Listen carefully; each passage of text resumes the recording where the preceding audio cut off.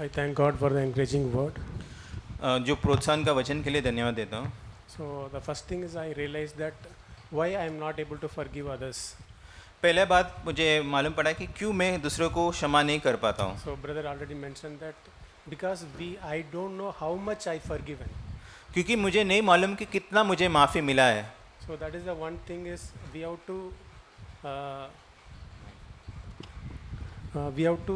to judge myself, and we have to see, and we have to look forward, and Lord, where how much I forgiven. इसलिए हम लोग अपने आप के अंदर देखना है और अपने आप के न्याय करके प्रभु से बोलना है कि प्रभु कितना तूने मुझे क्षमा किया है। So I want to read what I shared last week. पिछला हफ्ता जो मैंने वचन बांटा था वो मुझे वापस बांटना है। Yeah, I shared two things. मैंने दो बातें बांटा था। Church is like a widow's house. जो कलीसिया है जो एक विधवा का घर जैसा है। So First King chapter 17, verse 8 and 9. पहला राजा उसका 17, 8 और 9। Then the Lord said to Elijah, "Go and live the village of Sarephath, near the city of Sidon. I have instructed a widow there to feed you." और तब यहोवा का यह वचन उसके पास पहुंचा, चलकर सिदोन के सारफत नगर में जाकर वहीं रह, सुन मैंने वहाँ की एक विधवा को तेरे खिलाने की आज्ञा दी है। So we know the background of the story here. हम लोग इसका पृष्ठभूमि जानते हैं। So the Israel was full of idolatry and they are in backsliding state. वो इज़राइल का जो देश है पूरा मूर्ति पूजा से बड़ा था और पीछे हटा हुआ अवस्था में था। So Elijah said to King Ahab, तो एलिजा ने राजा अहाब से कहा, there will be no rain in the land for the next 3.5 years. वो देश में 3.5 साल तक कोई बारिश नहीं गिरेगा। Because you are worshipping foreign god Baal. क्योंकि तुम जो अन्य देवता नहीं तो जो बाहर का देशों का देवताओं का पूजा कर रहे हैं। And thinking that the Baal god is the rain of God. क्योंकि तुम बोल रहे कि वो देवताओं की वजह से बारिश आ रहा है। So now God said to Elijah, "Go and hide yourself." तो परमेश्वर ने एलिजा से कहा तुम जाके छिप जाओ। The God said to him, "Go Sarephath, where I will feed you in the widow's house." और परमेश्वर ने कहा कि तुम एक नगर में जाके एक सारेफात करके जगह पे जाके एक विधवा है जिसके घर पे मैं तुम्हें रोटी खिलाऊंगा। So what if Elijah disobeyed? Elijah ने क्या आज्ञा पालन का अनुसरण नहीं किया? If he stayed in one city and some well-known place. लेकिन एलिजा जो है जो अच्छा एक नगर है जो सब लोग जानते हैं ऐसा एक नगर में रह गया और जिधर परमेश्वर बोला उधर नहीं गया। He might be guilty by King Ahab. If he stayed there. अगर वो उधर ही रहता था वो किंग अहाब के जैसा गुनहगार हो जाता था। Remember, God also needed Elijah after 3.5 years and bring back to the Israel nation to the Lord. Elijah को परमेश्वर 3.5 साल के बाद वापस उनका जरूरत था ताकि इजरायली लोगों जन को वापस परमेश्वर की तरफ लाए। But Elijah obeyed here and he went to Sarephath. लेकिन एलिजा ने इधर परमेश्वर का आज्ञा पालन करके वो सारेफात शहर पे चला गया। He stayed until God asked him to go back to Israel. उस समय तक उधर रुका तब जब तक परमेश्वर ने उन्हें बोला नहीं कि तुम वापस इजराइल में चले जा। There are lot of needs in the widow's house. वो विधवे के घर में बहुत सारा जरूरत थे। Same in the church as well. वैसे ही कलीसिया में भी बहुत सारा जरूरत है। It is safe for the widow if Elijah was there. लेकिन जब तक एलिजा उस घर में था तब तक उस विधवे के घर के लिए एक सुरक्षित जगह था। Because in the widow's house there is no food. क्योंकि विधवा के घर में वो खाना नहीं था। In the same way, it is safe for Elijah if he stayed only at widow's house. वैसे ही एलिशा के लिए भी अच्छा था कि वो हमेशा एलिजा के लिए अच्छा था कि वो हमेशा वो विधवे के घर में रुके। Jesus also comparing the church with the widow. यीशु मसीह भी कलीसिया का विधवा के साथ तुलना करता है। We know that Luke chapter 18. लूकोस का 18 अध्याय हम जानते हैं। The widow is helpless, weak वो विधवा जो है वो निस्सहाय और एकदम बलहीन है, and दुर्बल है, and she need a legal protection. The Satan also attacking. और उनको एक न्याय का जरूरत है और शैतान भी उसको आक्रमण कर रहा है। And he need a judge like God. लेकिन उनको एक न्याय का एक जज का जरूरत था जो परमेश्वर जैसा, To deliver from all the problems. जो सारे समस्या से उसे छुड़ा सकता था। So that is what it's always we have to be better. The best thing is we have to be stay in the church. इसलिए सबसे उत्तम बात है कि हम कलीसिया में बना रहे। We should not think that I am not needed or useless to the church. हमें ये नहीं सोचना है कि मेरा कलीसिया में कोई उपयोग नहीं है, नहीं तो मेरा कोई ज़रूरत नहीं है कलीसिया में। So everyone is unique and having different function. हम में से हर एक को अलग अलग वरदान और अलग अलग एकदम खास लोग जैसे परमेश्वर अलग अलग वरदान दिया है हर एक को। We know the story of afterwards the widow's house. हम वो विधवा का कहानी बाद में जानते हैं। Her son died and Elijah prayed and he arose from the death. वो विधवा का बेटा मर जाता है और एलिजा उसके लिए प्रार्थना करता है और मरों में से वापस हो जाता है। So now she is getting the Elijah is getting the certificate from the church like widow. और एलिजा जो है उस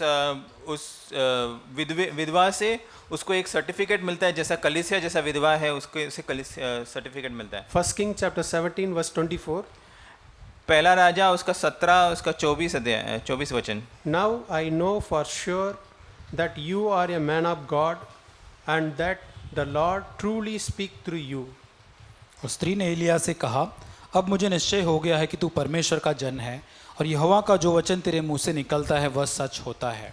So this is the one thing, and the second thing, और दूसरी बात, church is always a very good helper, life saver and servant and selfless like a donkey. दूसरा बात कलीसिया जो है वो हमारे लिए बहुत मदद करने वाला, हमें बचाने वाला और एक दास के जैसा एक डोंकी के जैसा है। So we know the गधे के background. जैसा है। Yeah, we know the background of the story. The Balaam was a prophet. हम ये कहानी का बारे में जानते हैं कि बालाम जो है एक भविष्यवक्ता था, But he was full of covetousness, greedy. लेकिन वो पूरा पैसे का लोभी था और बहुत पैसा चाहने वाला आदमी था। He has agreed to go with the Moabite to curse the Israel people. वो जो मोआब के लोगों के साथ इजरायली लोगों को श्राप देने के लिए उसने स्वीकार किया। In Numbers chapter 22 we read all the things. गिनती का 22 में हम ये सब पढ़ते हैं। So now God was so angry. और परमेश्वर इतना क्रोधित हुआ। Now God sent the angel. और परमेश्वर ने एक स्वर्गदूत को भेजा। So while going the donkey was able to see clearly the angel of the Lord. जब वो गधे पे जा रहा था तभी जो गधा था वो परमेश्वर का दूत जो तलवार लेके खड़ा था उसको देख पा रहा था गधा। So the donkey is going this side and that side. और वो गधा जो है इस तरफ और उस तरफ जा रहा है। But in this case the Balaam is beating 3 times. लेकिन इस समय में बालाम जो है गधे को 3 बार मारता है। So in this case God is first opening the mouth of donkey. उस समय परमेश्वर जो है वो गधे का मुंह खोल देता है। For in verse 30, I am your donkey, I did always good to you till today. और वो गधा बोलता है कि मैं तुम्हारा गधा हूँ और मैं हमेशा तुम्हारे लिए भलाई किया है। Have I ever done anything like this before? क्या मैंने कभी ऐसा कुछ किया तुम्हारे साथ इसके पहले? Then why you beating me 3 times? फिर तुमने क्यों मुझे 3 बार मारा? So this is how God will speak in the church supernaturally. वैसा परमेश्वर कलीसिया में एकदम जो स्वाभाविक नहीं है ऐसा रीति से बात करेगा। Convict our sins. हमारा पाप के बारे में समझ देगा। If I repent, I am safe. अगर मैं मन फिराएगा तो मैं सुरक्षित हूँ, Otherwise I will be in a bad condition. नहीं तो मैं एक बुरा अवस्था में पहुँच जाएगा। This is what church is doing to me. यही कलीसिया मेरे लिए कर रहा है, Always good things. हमेशा भली बात। But I am not able to see the good things of the church. लेकिन मैं कलीसिया का जो अच्छे बात है वो नहीं देख पा रहा हूँ। because I am spiritually blind. क्योंकि मैं आत्मिक रीति से अंधा हो गया हूँ। I am not grateful for the church. मैं कलीसिया के लिए एक धन्यवाद का हृदय नहीं है मेरे पास। I feel that I deserved to always receive good things from the church. मुझे ऐसा लगता है कि मुझे ऐसा कलीसिया से हमेशा अच्छी बातें मिलना ही चाहिए। Then God is opening the eyes of Balaam. तभी परमेश्वर जो है बालाम का आँख को खोल देता है। Verse 31 to 33. Now he is able to see the angel of the Lord standing in the way with a sword. 31 से 33 वचन में वो अभी स्वर्गदूत जो है रास्ता पे खड़ा हुआ तलवार के साथ खड़ा हुआ बालाम देख पा रहा है। And the angel of the Lord said to him, if the donkey was not turned aside from me, surely I would also have killed you by now and let the donkey live. और स्वर्गदूत बालाम से कहता है कि अगर वो गधा अगर आप मेरे तरफ से नहीं इधर उधर नहीं जाता था तो मैं जरूर तुझे मार डालता और वो गधे को जिंदा छोड़ देता। So this is what we have to ask God. और यही हम लोग परमेश्वर से पूछना है, Lord, please open my eyes to see the value of the church. परमेश्वर मेरे आंखें को खोल ताकि मैं कलीसिया का जो मूल्य है उसको पहचान लूँ। Now Balaam appreciate the donkey because of you I am alive today. अभी बालाम जो है वो गधे का जो सराहना करता है कि क्योंकि वो गधे की वजह से उनका जीवन आज बच गया। So even though I am not faithful to the church, but the church is always faithful to me. यहाँ तक कि मैं कलीसिया के लिए हमेशा वफादार नहीं हूँ, लेकिन कलीसिया जो है मेरे तरफ हमेशा विश्वास योग्य रहा। So in my life, I studied in the very worst college for the undergraduation. और ग्रेजुएशन के पहला मैं एकदम बुरा कॉलेज में मैंने पढ़ाई किया। But I have been protected because of the church. लेकिन कलीसिया की वजह से मुझे सुरक्षित महसूस हुआ। So I used to go to the church every Saturday evening and stay there and do all the work in the morning. Then I will go to the afternoon. I used to go to the play cricket and then again come to the church and clean. Then Sunday evening only I will come to the house.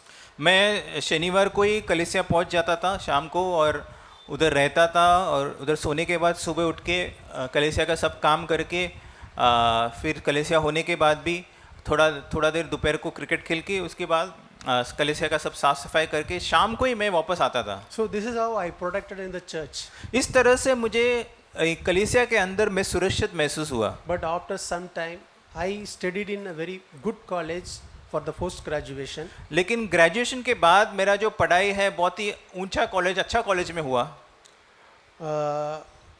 But I am totally backslidden. लेकिन उस समय मैं पूरा पीछे हट गया। I used to go Sunday in the morning.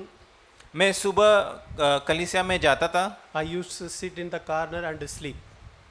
मैं car के अंदर बैठ के सो जाता था। Corner. एक कोने में बैठ के सो जाता था। So this is what. So I'm not able to protect it because I'm not value the church. क्योंकि मैं कलीसिया का मूल्य नहीं जानता हूँ इस कारण मैं पीछे हट जाता हूँ, नहीं तो मेरा सुरक्षित नहीं महसूस होता हूँ। So I want to be grateful for the church. Without church I am nothing. और इसलिए मैं कलीसिया के लिए हमेशा एक धन्यवाद का हृदय आभारी का हृदय होना चाहता हूँ क्योंकि कलीसिया का बिना मेरा कुछ भी नहीं हो सकता है।